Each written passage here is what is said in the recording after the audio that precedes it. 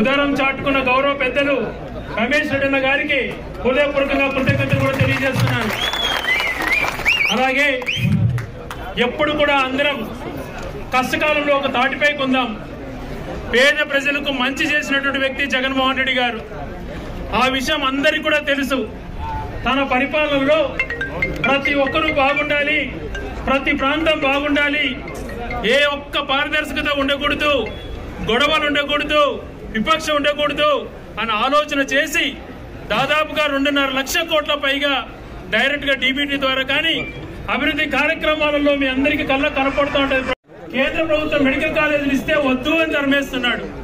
ఉద్యోగస్తులకు ఏవేవో ఇస్తాము, అన్ని హామీలు నెరవేరుస్తాము, వాళ్ళకి సంబంధించిన పిఆర్సీ దగ్గర నుంచి రిటైర్మెంట్ బెనిఫిట్స్ ఏవేవో చేస్తానని చెప్పాడు.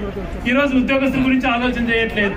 అలాగే పేద ప్రజలకు సంబంధించినటువంటి సంక్షేమ విషయంలో 100 రోజుల పరిపాలన అయింది. ఇంతవరకు పేద ప్రజలకు ₹1 ఎక్కడే కానీ ఏ రకంగా కూడా జమ కాని పరిస్థితి మనకు కనపడుతోంది.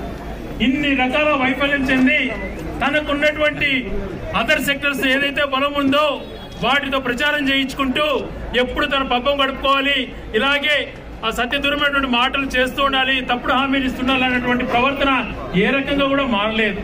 ముఖ్యంగా ఈరోజు కరువు పరిస్థితులు తీసుకుంటే ఈ ప్రాంతాలలో రాబో రోజులలో వర్షం పడకపోతే మామిడి చెట్లే కాదు ఏ రకంగా కూడా రైతు ఎంతో దారుణంగా ఇబ్బంది పడే పరిస్థితి ఏర్పడుతోంది. దీనికి ముందస్తు చర్యలు చేపట్టవలసిందిగా ప్రభుత్వానికి డిమాండ్ చేస్తున్నాం. రైతులను ఆదుకోవాలి.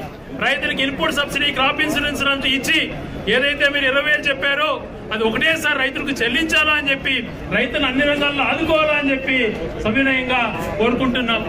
అలాగే గతంలో ఆరోగ్యశ్రీ, ఫీజు రియంబర్స్మెంట్ లాంటి మహా కార్యక్రమాలు చేశారు రాజశేఖర రెడ్డి గారు. అవి ఏ ఒక్కరు కూడా దాని తీసేయాలని ఆలోచన చేయలేదు.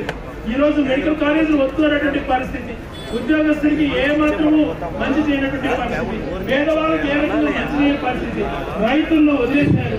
ఇలాగ చెప్పుకుంటూ పోతే ఎంతో నెగ్లిజెన్స్ గా కనపడుతుంది. 100 రోజులలో రాబో రోజులలో పర్వాలేదు అని చెప్పి మాకు ఈ రోజు తోడుగా నిలబడినటువంటి ప్రతి కార్యకర్తకి కూడా హృదయపూర్వకమైనటువంటి ఈ రోజు పార్టీ కోసం ఎవరు పనిచేస్తున్నారో వాళ్ళని ఖచ్చితంగా గుర్తుపెట్టుకుంటాం. రాబో రోజులలో కార్యకర్తల ప్రభుత్వమే ఏర్పడుతుంది అని చెప్పి ఆ కార్యకర్తలు లేకుంటే మేము లేము, పార్టీ లేదు, ఎవరు లేరు. ఆ కార్యకర్తలు కొన్ని విషయాలలో నిజం చెప్పాలంటే మేము పేద ప్రజలకు సంక్షేమం అందించాలి, డబ్బులు కొరత రానికూడదని ఉద్దేశంతోనే చేశాం తప్పితే కార్యకర్తలు నిర్లక్ష్యం చేయాలని కాదు. పొరపాటు జరిగింది. ఈ పొరపాటు జరగనియేమో. రాబో రోజుల్లో కార్యకర్తల్ని గుండెలో పెట్టుకొని చేసుకుంటాం, వాళ్ళ ద్వారానే మేము పరిపాలన చేస్తామని చెప్పి కూడా తెలియజేసుకుంటున్నాను. ఈ రోజు ఇంత పెద్ద ఎత్తున వచ్చిన ప్రతి ఒక్కరికి కూడా హృదయపూర్వకమైనటువంటి కృతజ్ఞత తెలియజేసుకుంటూ ఇప్పుడు మన గౌరవ పార్లమెంట్ సభ్యులు మిథున్ రెడ్డి గారు మేమందరం పాటిస్తున్నాం.